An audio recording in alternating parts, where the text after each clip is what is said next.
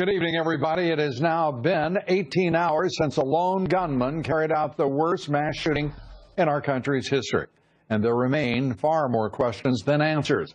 What we do know is that at least 59 people were killed, more than 500 wounded.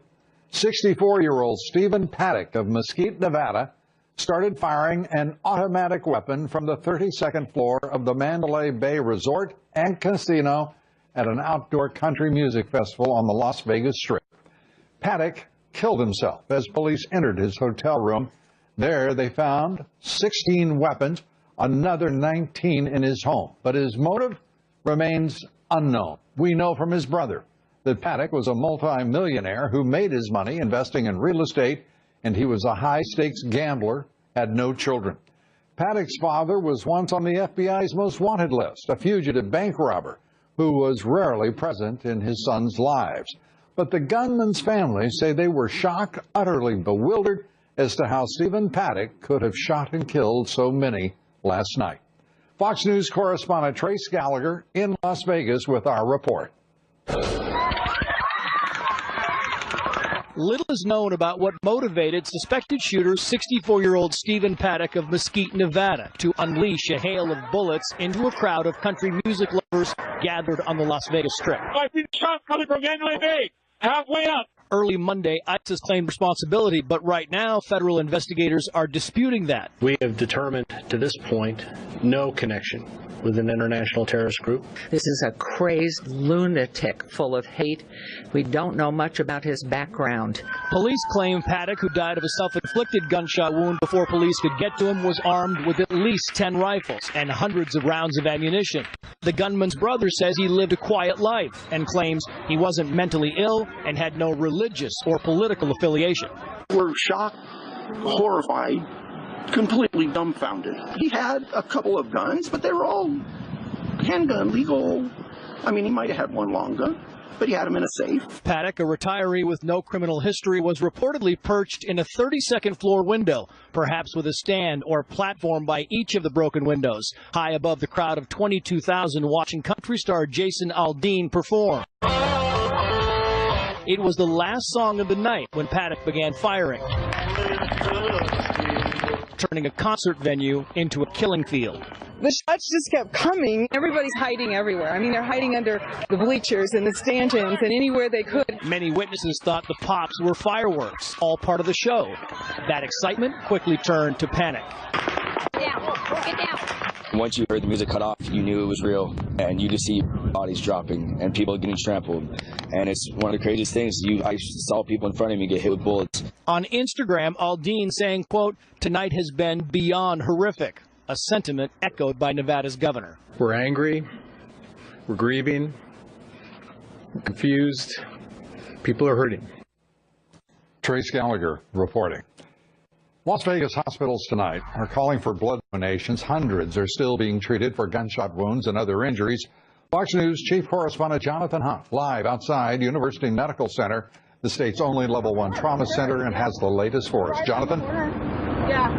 Lou, good evening to you. At this moment, 12 victims remain in critical condition here at University Medical Center. But if there is a modicum of good news tonight amid the tragedy and heartbreak, it is this. The CEO of UMC tells us just a short time ago that he does, quote, not expect to lose any more. One piece of encouraging news on what has been such a difficult day for all of Las Vegas and Nevada, and indeed the country. There was chaos, of course, at the shooting scene last night. The ambulance services of Las Vegas stretched very thin indeed, and there were tales of civilians just stopping in pickup trucks or in their other vehicles and picking up those wounded by gunfire and bringing them here to this hospital and to others around the Las Vegas area. I spoke to one surgeon who has worked all night and all day on some of the victims.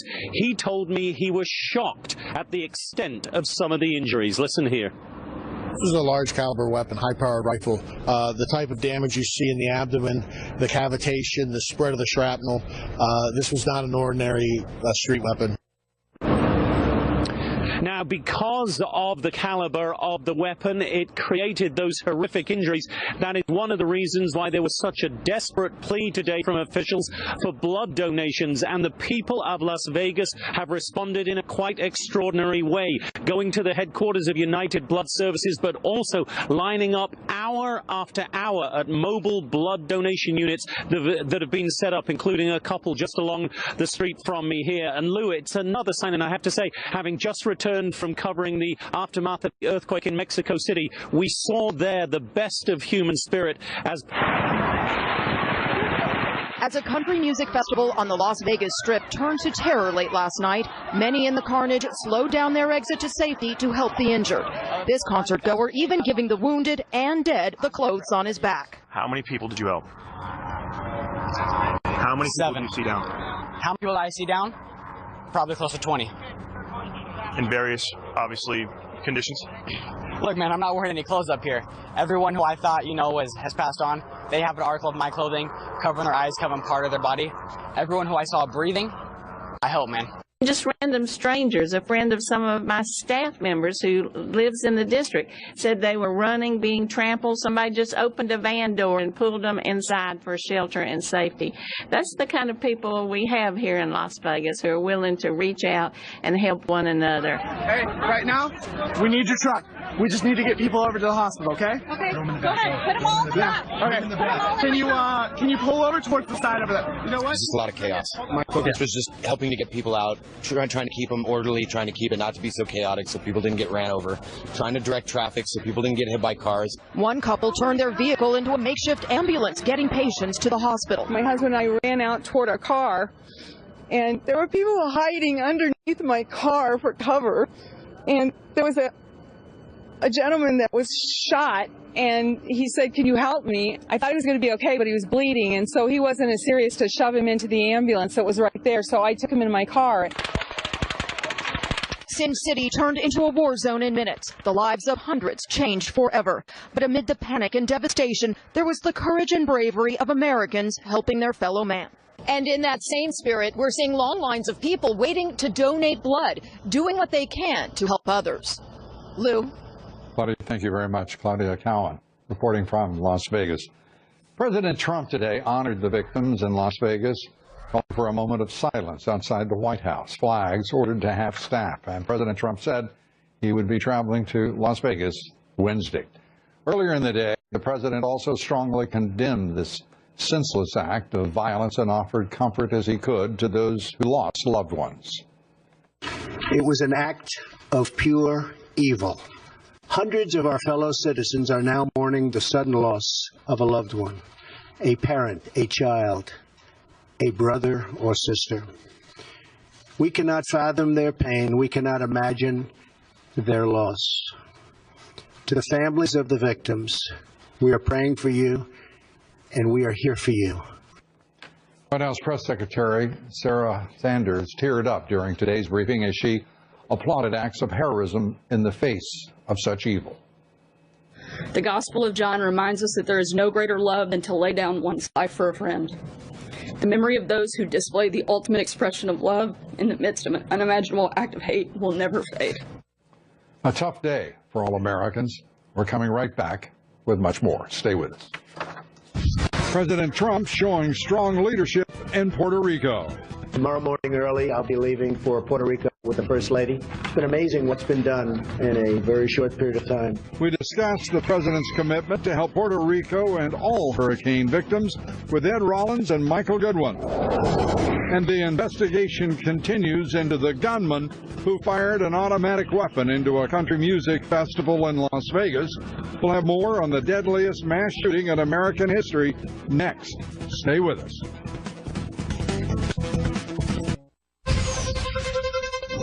President Trump today offered his condolences to the people of Puerto Rico ahead of his visit there tomorrow. There's never been a piece of land that we've known that was so devastated. The bridges are down, the telecommunications was non-existent, and it's in very, very bad shape. The electrical grid, as you know, was totally destroyed. But we've gotten tremendous amounts of food and water and lots of other things, supplies, generally speaking, on the island. So we're going to be going tomorrow morning, first thing, very early. 95% of Puerto Rico still without power, but the governor says a quarter will regain power by next month. Half of Puerto Rico still doesn't have running water. That number should fall to about 40% by the end of the week.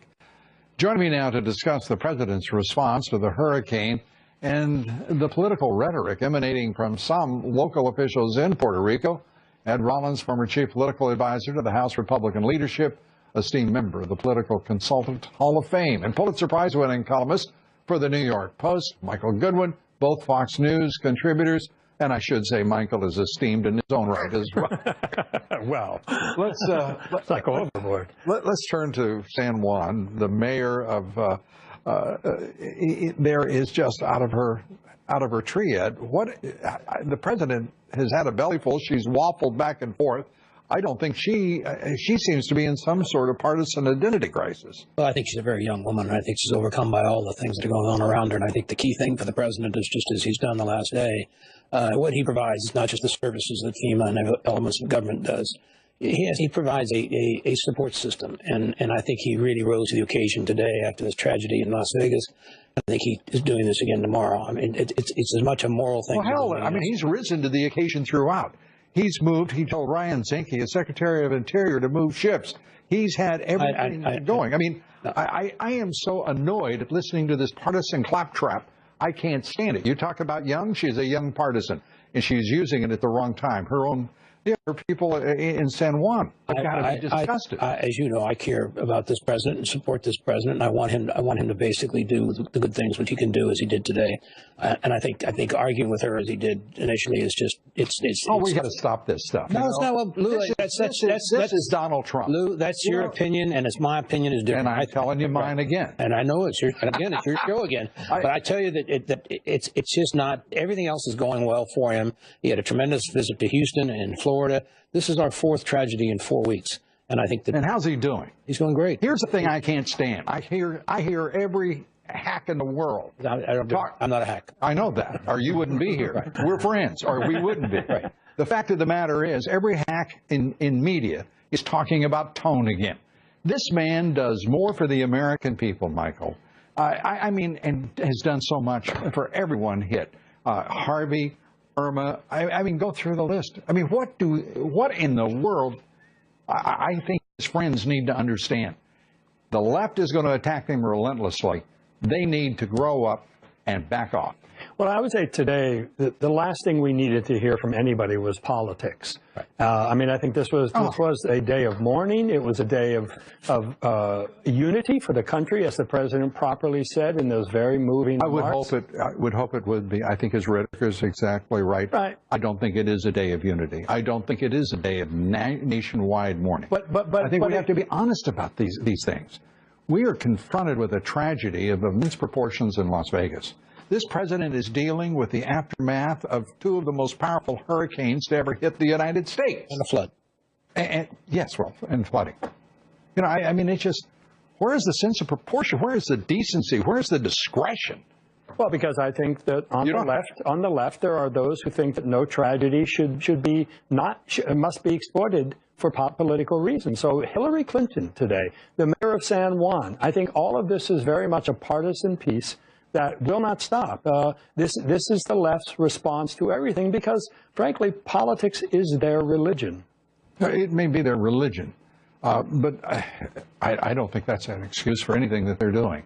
They have lost. The Dems have lost their way. Well, they have, and I think the reality is, as Michael said, this isn't the time for the policy debate. This is the time for mourning. This is the time for taking care of those who are the victims here. And I think the president's doing a superb job, and his government's doing a superb job, and that's what counts at this point in time. Absolutely. And speaking of nonpartisan issues, the NFL still with players locking arms, irrespective of the call for respecting the flag.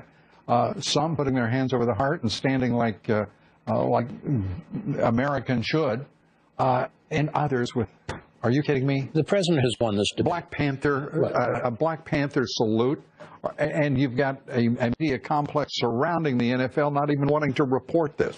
I mean, it's like getting a voice of the NFL. But the public has recognized this, and you look at the public approval ratings of the NFL; they've dropped dramatically in 2 weeks. And my sense is the president's got his message out there very clearly. And there's a lot of people very sympathetic to his message, and I think that's the key thing. The NFL will look. This is a matter of patriotism. The president, I think, has correctly framed it as such, with the flag and the national anthem. And the NFL players who are doing this are doing it in front of a decreasing audience. I mean, the people are speaking with their remotes. And the ratings look to be year on year to this point in the season down. It appears to me, and we're going to know more tomorrow. We'll get the final ratings tomorrow from Nielsen, but it looks to be 20% perhaps more in decline in television ratings since the beginning of the season compared to a year ago. There's been 5 polls, and over 50% on every one of those polls support the president's position. So my sense is that's not a good day for the NFL, and the NFL is a commercial entity and it has to sell its product, and it hasn't done a very good job. Well, and I think events like today will just further that divide. I mean, if you really think you want to play politics with these kinds of things, you're really going to be in the wrong side of the American public. The people know better. Right. And we didn't mention ticket sales, which are also down double digits. We'll find out more in the... Oh, we haven't mentioned the $44 million the commissioner gets paid, and that's his job to basically placate on, which is probably more than the 5 top quarterbacks in the league make. So a bang-up job Roger Goodell is doing, too. Ed Rollins, Michael Goodwin. Pay for performance. Isn't that the motto? A meritocracy. Thanks so much. Thank you. Appreciate it. Hewlett-Packard Enterprise allowed, are you ready? Allowed a Russian defense agency to review cybersecurity software that they sold as well to the Pentagon. Hewlett-Packard giving Russians access to the system called ArcSight in an effort to gain access to the Republican public sector market. ArcSight is used by much of the U.S. military to detect, that's right, cyber attacks.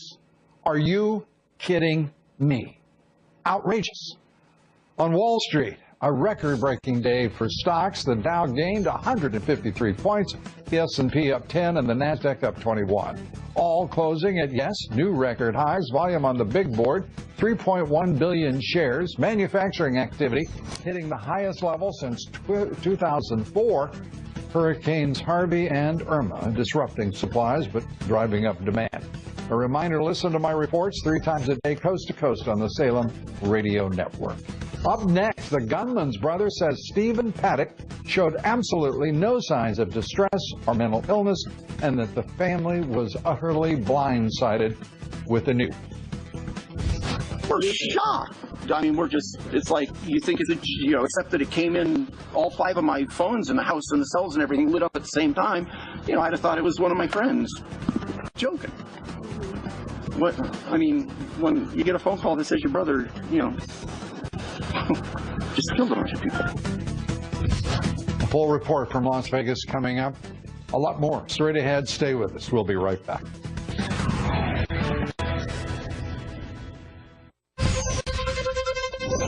More information coming in tonight about the Las Vegas gunman, Stephen Paddock, the 64-year-old, behind a massacre at the Las Vegas Music Festival last night. Fox Business correspondent Hillary Vaughn live in Las Vegas tonight with the very latest for us. Hillary. Lou, authorities now telling us they are sending SWAT teams to breach Paddock's second home in Reno, Nevada. But they also gave us information on what they took from his home just outside Vegas in Mesquite, Nevada. Here's a list of what they took out of the home. 18 additional firearms. They found explosives, several thousand rounds of ammo. They also took computer hard drives that they say the FBI is going to review. And they found several pounds of ammonia nitrate in his car. That's a substance used to make explosives. They also gave more details about how Paddock got 17 guns into his hotel room at the Mandalay Bay Hotel. He packed them into 10 suitcases. Some of the rifles had scopes on them. A source tells Fox News that Paddock has purchased at least 30 firearms throughout his life, which means he's passed at least 30 background checks. Officials say they have identified several gun dealers that have sold him firearms. One of them Chris Sullivan, the owner of Guns and Guitars, released a statement saying Paddock did not raise any red flags, saying, quote, Mr. Paddock was a customer and purchased firearms from our store. However, all necessary background checks and procedures were followed as required by local, state, and federal law. He never gave any indication or reason to believe he was unstable or unfit at any time. Now, officials also say they are still investigating Paddock's girlfriend, Mary Lou Danley, who is out of the country right now in Tokyo. But officials say when she gets back, they want to speak with her. So far, 59 people have died in this shooting. Officials say injuries include wounds from gunshots, shrapnel, and trampling. We're also learning more about what it was like on the ground. One witness told me that when he saw 3 bullets hit the head of the woman in front of him, he knew it was time to run. Take a listen. I saw one girl get shot and another one of my buddies, he was near the bathrooms, and my best friend Chad Olderhide saw this guy get shot right in the neck, and he grabbed him and took him into a porta potty and checked his pulse, and he was done. And you could just tell it's fight or flight, and most people just didn't care, and they were running over bodies. Lou, we've seen many people walk away from the Vegas Strip, away from the Mandalay Bay Hotel right behind me, still wearing the clothes that they were wearing at the concert, a lot of cowboy hats, a lot of cowboy boots, and today that is a sign and a symbol of survival. Lou. And our condolences and our delight to the survivors, our condolences to the families of the victims. I have to say, Hillary, there's no red flags around Stephen Paddock. There should be some kind of flag. And I get the horrible feeling that the authorities are behaving as authorities would in socialist Europe, where the practice is not to give a free people any more information than they absolutely have to. And I find it stunning how little the authorities are sharing with the national media, and why we don't know more about the woman who is in Tokyo, as you described her. We don't know a thing about her or her role. Putting up no red flags sounds like there was a reason he was putting up no red flags. It's extraordinary that he would have ammonium nitrate for bomb making, because everyone is very careful with how that material used in bombs, as you pointed out, is released to the public. This is starting to be a very troubling picture, and we have very little in the way of information from authorities, and that in and of itself is troubling. Lou, that's right. And even his own family was completely blindsided by this news. They described him as a normal guy. They said he was a doting son. He sent boxes of cookies to his mother. They said he liked to gamble and eat burritos. So, I mean, really, they just saw him as an ordinary brother, member of the family. And law enforcement here also caught off guard because they didn't really have him on record. They didn't have any information. They had no idea that he had essentially an arsenal of explosives and bomb-making materials in his home. So, catching a lot of people off guard, both law enforcement and those, that would be closest to him, his own family. All right. Hillary Vaughn, thanks. Terrific job. We appreciate it. And we're coming right back with much, much more. Stay with us. President Trump urged the Secretary of State Rex Tillerson not to waste his time talking with North Korea. Now is not the time simply to have conversations with North Korea. We're going to continue to keep all options on the table. We'll take up North Korea and the path forward. Our guest next, Fred Flights. Sunday night football ratings fall again and will likely do so again. Some NFL players have found a new way to insult our flag, our anthem, and this country. We'll have the latest here next. Stay with us. We'll be right back. President Trump responding to his Secretary of State's announcement that the Trump administration is keeping open direct channels of communications with North Korea. President Trump tweeted this: I told Rex Tillerson, our wonderful Secretary of State, that he is wasting his time trying to negotiate with Little Rocket Man. Save your energy, Rex. We'll do what has to be done. End of tweet. Here to take up whether that apparent disagreement between the president and his Secretary of State may be a signal that Tillerson's job is, well, narrowing in scope and perhaps ending. Former CIA analyst, now Senior Vice President for Policy and Programs, at the Center for Security Policy. Fred Fleiss. Fred, great to have you with us. Good to be here, Lou. What was your reaction when you read that? The president admonishing his Secretary of State in the gentlest and actually the warmest of ways. Well, two things. First of all, it's not the first time that Mr. Tillerson has been at odds with the president. He also did not want the U.S. to withdraw from the Paris Climate Accord. He is trying to keep the United States in this terrible nuclear deal with Iran, which I think is a big problem. But I would say at the same time, the president is sending a message to North Korea that if we're going to have talks with North Korea, he's going to drive a hard bargain. And it's been a long time since the U.S. was in that position. And Tillerson, do you think this is a sign that he's done? Well, there's a rumor in Washington that he's done, and I'm very concerned about Mr. Tillerson. He said some good things, but look, I have a lot of conservative friends who the State Department will not even interview. They've been blackballed by Tillerson and, frankly, by other people in the NSC. And, I mean, I look at the State Department, I'm wondering where are the conservatives? This was a problem at the beginning of the Bush administration. You may heard the story how John Bolton got to be Undersecretary of State for Arms Control.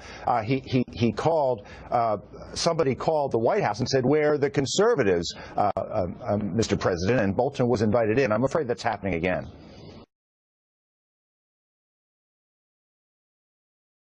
Well, I would be delighted if John Bolton were invited in. So would I. The fact of the matter is, Tillerson is peculiar because it is stunning that he would want to replicate the failures of Obama and Bush and Clinton, which is precisely what he's prescribing when he talks about these direct talks. And why in the world he would go rogue in the midst of an Asian trip in which he didn't have particular success, at least not publicly. The man it's stunning where he is right now.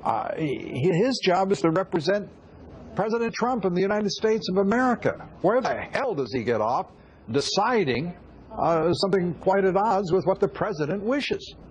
That's exactly right. He is the president's envoy.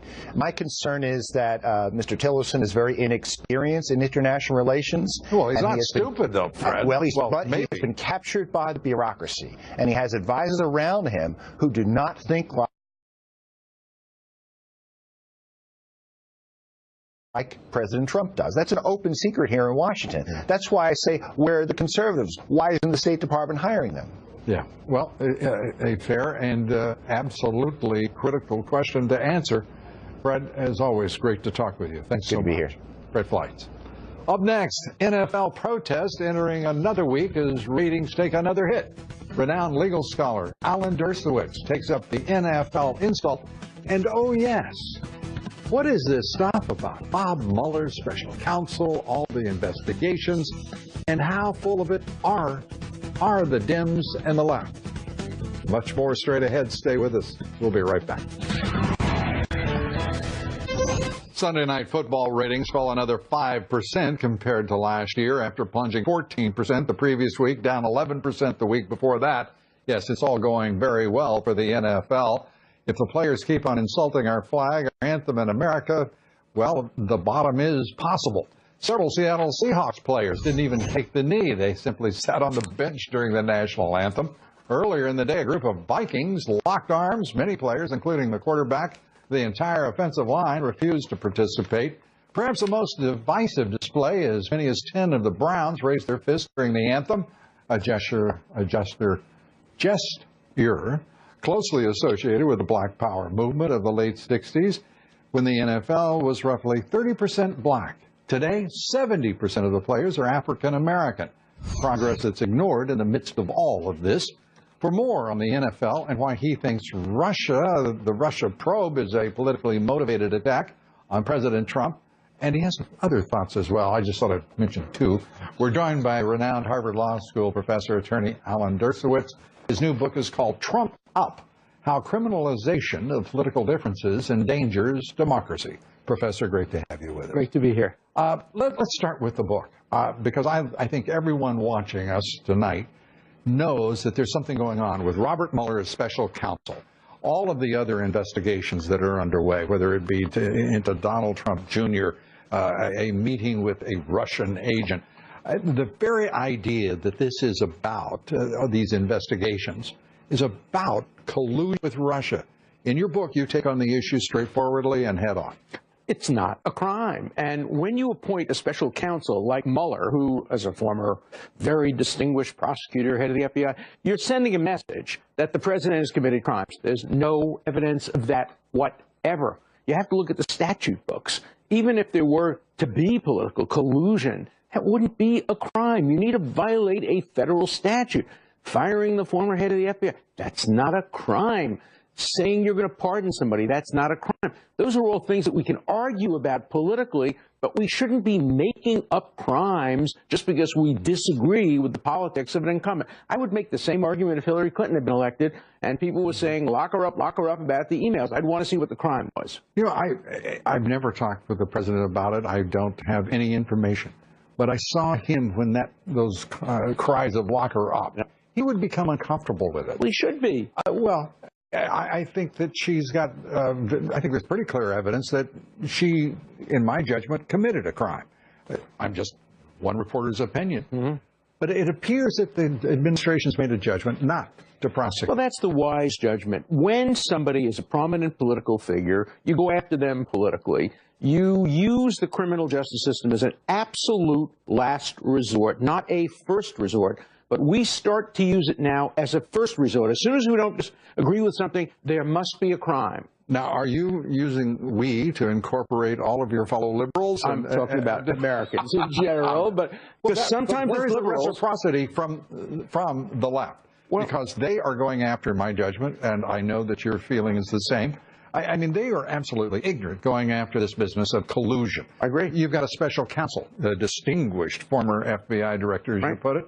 Robert Mueller is raising holy hell with this republic, this government, and this president's administration. And he's doing it behind closed doors. Nobody knows what he's doing. Nobody knows what tactics he's using. And we're not learning anything about the Russians and what impact they may have on the next election. That's why there should have been a nonpartisan commission like the 9/11 Commission appointed to look to the future. What did the Russians do? Warner salivate as he sits there in the Senate Intelligence Committee talking about pure nothing. And Mark Warner is one of the best and most sober and most centrist senators in the United States Senate. One of my former students, so we can't say anything negative about him. I assure you it's pure coincidence that I brought up his name, because I think he's behaving horribly. Well, I think everybody is jumping too quickly. And I have to tell you, I think if Hillary Clinton had been elected, we see Republicans behaving badly.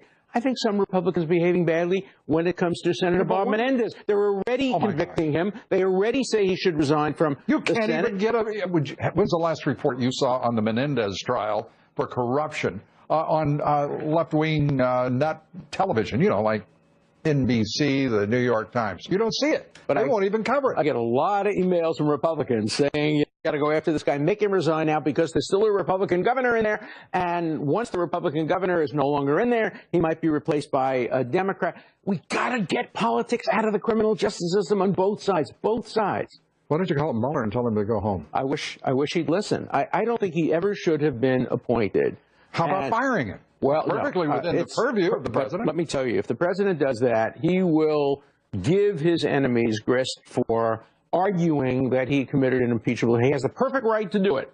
You can only do it once, though, politically. Politically, if you start firing... So the political judgment. It's a political judgment, not to fire. Would you defend firing Comey because he was an absolute Everybody should disaster. have fired Comey. Hillary Clinton would have fired Comey. He should have been fired day one. But Mueller? Sacrosanct. I think he's in a position where he can't be fired. He's like the guy when Archie Cox was fired in the massacre. They couldn't fire the next guy. It's very hard to do it twice. Well, Archibald Cox is, you know, a historic name. Of course. I think that Mueller may end up with a name that is quite a bit. I agree with that. I think that he made a mistake taking this. I think they made a mistake appointing him. I don't think it served the interests of the United States. I want to do something, if you allow me to take time. Alan Dershowitz, written this very important book. It is terrific. I recommend it to you highly. Yes, I know, he's a liberal, but he thinks like an American. And we appreciate you being here, Professor. Thank you so much. Trumped up. I love the title. Up next here, President Trump showing true leadership in responding to the hurricanes, the Las Vegas massacre, North Korea. Molly Hemingway joins me here next. We'll take that up right after the break. Stay with us. It's going to be a very quick break, I promise.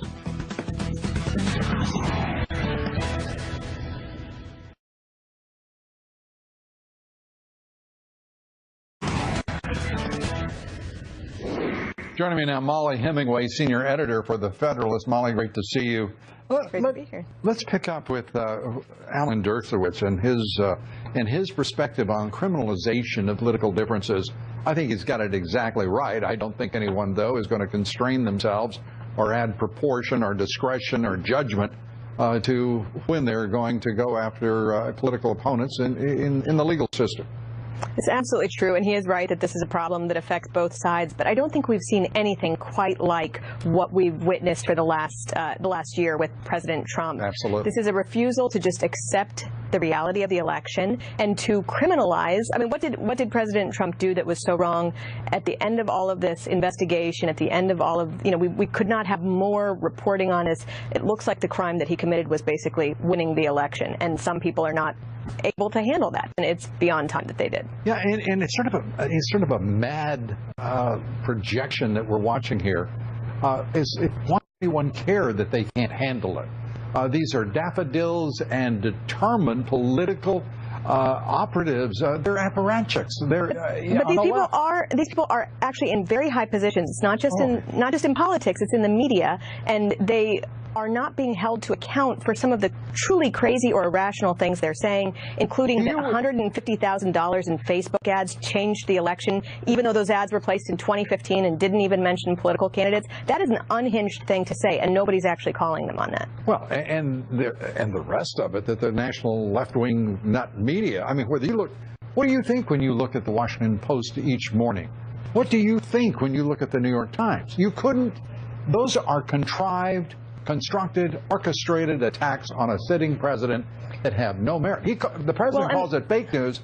It is utterly manufactured, partisan, ideologically canted, ignorant propaganda. And particularly, I think, with the Washington Post, which has quietly changed the entire basis of at least 3 of their big Russia stories where they claim there's something really nefarious, and it turns out later that the entire premise of the story isn't even true, like Russia hacking the Vermont power grid, or President Obama supposedly telling Facebook personally about Russia. Turns out President Obama never even mentioned the words Russia with Facebook. And even the way that story is treated, where a sitting president talked to a media company encouraging them to censor news, and that's treated as totally normal, but that's not the same standard that is applied to the subsequent president.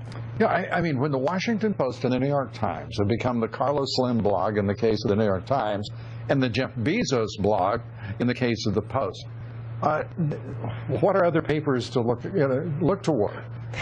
It is such ignorance on a massive scale, pretending to be journalism. Are you kidding me? And, to be clear, it is wonderful to have newspapers that hold politicians accountable. They need to do a very good job with that, though, and get their facts straight, not be easily misled by every unnamed source, and also not be so wildly erratic in when they care about scandal and when they don't. The Washington Post didn't care about the Obama They're committed leftists, and they are committed anti-Trumpers, both institutions. Am I wrong? They should have covered the Obama administration and its numerous scandals, and had they done so, they would be taken more seriously now. I think that was as political and politic and, should I say, objective a way in which to respond. Molly, great to talk with you always. Thanks. Great being here. Thanks. That's it for us tonight. Thanks for being with us. Pastor Robert Jeffress, Morgan Wright, among our guests tomorrow. Please join us. Thanks for being with us tonight. And good night from New York.